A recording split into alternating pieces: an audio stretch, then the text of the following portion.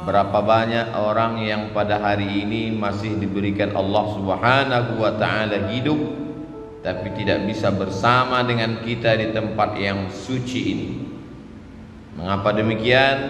Karena dicabut Allah Subhanahu wa taala nikmat sehat. Berapa banyak pula yang sehat walafiat tapi masih berkeliaran di tengah jalan, di tempat perbelanjaan, di tempat mencari dunia, karena dicabut Allah Subhanahu wa taala nikmat istiqamah iman dan Islam. Yusbihu mu'minan, paginya beriman, wa yumsi kafiran, petangnya kafir. Begitu cepat hati itu berubah. Makanya di antara doa yang diajarkan Nabi, ya muqallibal qulub, engkau yang membolak-balikkan hati, sabbit qulubana, kokohkan hati kami, ala dinik, dalam agamamu, wa ala ta'atik, dalam ketaatan kepadamu. Wahai Mu'adz bin Jabal, nanti engkau akan bertugas ke Yaman, mengumpulkan zakat dan berdakwah, engkau akan sibuk. Maka baca doa ini supaya hatimu istiqamah. Allahumma a'inni, tolong aku ya Allah, ala dzikrika, supaya hatiku selalu berzikir mengingatmu, wa syukrika, selalu bersyukur kepadamu, wa husni ibadatik, selalu beribadah dengan ibadah yang terbaik. Hidup ini singkat, tapi resiko yang akan diterima di alam barzakh begitu lama. Dan yang lebih lama lagi adalah ketika nanti akan berhadapan dengan Allah Subhanahu wa ta'ala. Faman kana yarju liqa'a rabbih, siapa yang yakin bahwa dia akan berjumpa dengan Allah Subhanahu wa ta'ala, falyamal 'amalan salihah, maka di antara bekal hanya amal saleh. Tapi amal saleh itu pun akan hilang seperti debu dihembus angin. Wala yusyrik bi'ibadati rabbih ahada, jangan pernah mempersekutukan Allah Subhanahu wa ta'ala. Lain asyrakta, kalau kau persekutukan Allah, la yahbatanna amaluka, maka semua amalmu gugur. Seperti pohon kayu yang daunnya rindang, dihembus angin puting beliung, lalu kemudian gugur daun-daunnya, yang tinggal hanya batang kayu dan ranting-ranting hampa. Begitulah ketika amal yang banyak tapi kemudian tidak bertauhid kepada Allah, maka di antara doa yang diajarkan Nabi sallallahu alaihi wasallam mengucapkan la ilaha illallah Muhammadur Rasulullah sallallahu alaihi wasallam pada saat malaikat maut mencabut nyawa. Kalimatu haqqin 'alaiha nahya, dengan itu kita hidup, wa 'alaiha namutu, dengan itu kita mati, wa biha nub'atsu, dengan itu kita akan dibangkitkan di padang mahsyar menghadap Allah Subhanahu wa ta'ala. Kalau sampai hari ini ada orang hidup nikmat, tapi hidup itu bisa menjadi laknat. Kalau sampai detik ini masih sehat, nikmat, tapi sehat akan diminta tanggung jawab, dia bisa menjadi laknat. Yang menjadi rahmat adalah ketika mulut masih mengucapkan alhamdulillah wa syukrulillah wala haula wala quwwata illa billah. Faqsusil qasasa, ceritakan kisah nabi-nabi itu, la'allakum yatafakkarun, supaya manusia berpikir bagaimana kematian anak amat sangat menyakitkan bagi Nabi Ayyub alaihi salam. Tanamannya kering kerontang, ternak-ternaknya mati, anak meninggal dunia. Tidak cukup dengan itu, datang penyakit kulit yang tidak berkesudahan. Apakah Nabi Ayyub mengeluh? Tidak. Istrinya Rahmah yang tidak tahan dengan penderitaan itu. Berdoalah Ayyub supaya Allah menyembuhkan. Nabi Ayyub tidak ada menyebutkan sakit dalam doanya. Dia tidak ada minta sembuh, dia hanya berkata, Rabbi anni massaniyad-dur, ya Allah aku kena musibah, wa anta arhamur rahimin, engkau maha kasih di antara yang pengasih, engkau maha sayang di antara yang penyayang. Dia tidak ada menyebut sembuhkan aku sudah sakit, aku seorang nabi, anakku meninggal, ternakku mati, tanamanku kering. Dia tidak ada menyebut. Dia malu berkeluh kesah kepada Allah Subhanahu wa taala. Orang yang sudah jatuh cinta kepada Allah, maka semua yang dilakukan Allah itu indah. Walaupun ternaknya mati, Allah tetap indah. Walaupun kebunnya kering, Allah tetap indah. Walaupun anaknya meninggal, Allah tetap indah.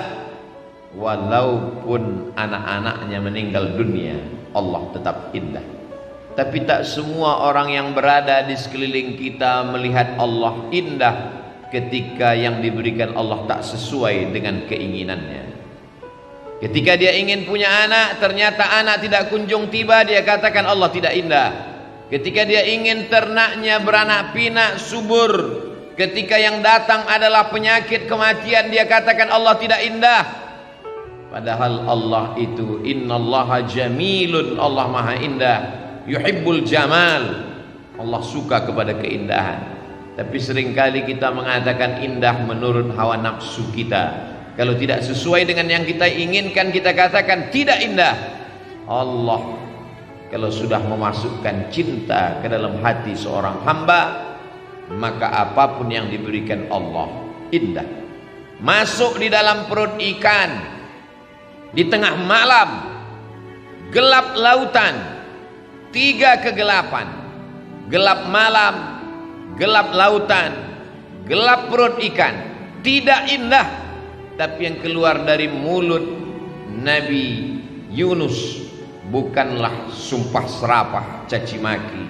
Yang keluar dari mulutnya kata-kata yang indah. La ilaha illa anta subhanaka inni kuntu minadh dhalimin. Orang kalau sudah sampai pada tingkat cinta kepada Allah, maka semua yang dilakukan Allah terhadap dirinya indah. Seperti orang jatuh cinta terhadap bayi yang tidak berdosa. Datang bayi itu memukul wajahnya, dia tersenyum. Bayi itu mengencinginya, dia tertawa. Kenapa? Karena bayi tidak berdosa. Bayi bukan Tuhan. Bayi hanyalah hamba Allah, belum ada dosa pada dirinya. Semua yang dilakukan bayi itu indah. Kenapa? Karena orang tua sudah jatuh cinta kepada bayi. Bagaimana ketika Qais yang jatuh cinta kepada Laila, bersemayam cinta itu di dalam hatinya, maka semua pada diri Laila dia lihat indah. Syair-syair itu selalu dijadikan ulama sebagai dalil pembuktian bahwa kalau cinta manusia begitu indah, apalagi cinta Allah yang menciptakan manusia.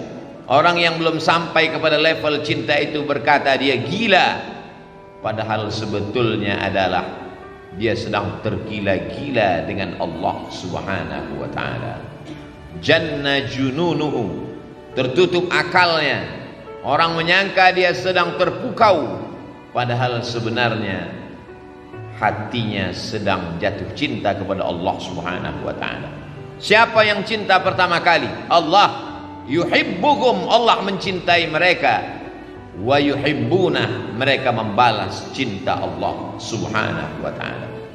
Ya bunayya, wahai anakku, inni ara fil manam, aku lihat dalam mimpiku, anni azbahuka, aku menyembelih lehermu. Fanzur madza tara, apa pendapatmu? Apa jawab anak yang juga cinta kepada Allah? Ya abati, wahai ayahku, if'al ma tu'mar, laksanakan apa yang diperintahkan Allah. Satajuduni insyaallah minas sabirin, insyaallah aku sabar menerima apa yang diberikan Allah Subhanahu wa taala. Kalau sesuai keinginan kita dengan yang diinginkan Allah, maka bersyukurlah. Kalau tidak sesuai yang diharapkan dengan apa yang diberikan Allah, maka bersabarlah. Ajaban li amril mu'min, orang yang percaya kepada Allah itu mengagumkan. In asabathu dharra, in asabathu sarra, kalau yang datang itu menyenangkan hatinya, syakar, dia bersyukur. Kana khairal lahu, itu baik baginya. In asabathu dharra, kalau yang datang itu tidak menyenangkan hatinya, tak sesuai dengan yang diinginkannya, sabar, dia tetap bersabar. Kana khairan lahu, itu pun baik baginya. Orang yang bersyukur diberikan Allah, la in syakartum la azidannakum. Orang yang bersabar diberikan Allah, innama yuwaffas sabiruna ajrahum bighairi hisab. Tidak ada yang tidak indah bagi orang yang sampai pada hakikat keindahan Allah. Semua yang dilakukan Allah baik, semua yang diberikan Allah baik, walaupun tidak sesuai seperti yang dia inginkan. Hari ini kita sedang berhadapan dengan manusia-manusia yang memaksa Allah untuk mengikut keinginannya, sehingga kalau sesuai dengan yang dia minta, dia katakan Allah hebat. Tapi kalau tidak sesuai dengan kemauannya, maka dia tidak mau lagi beribadah kepada Allah.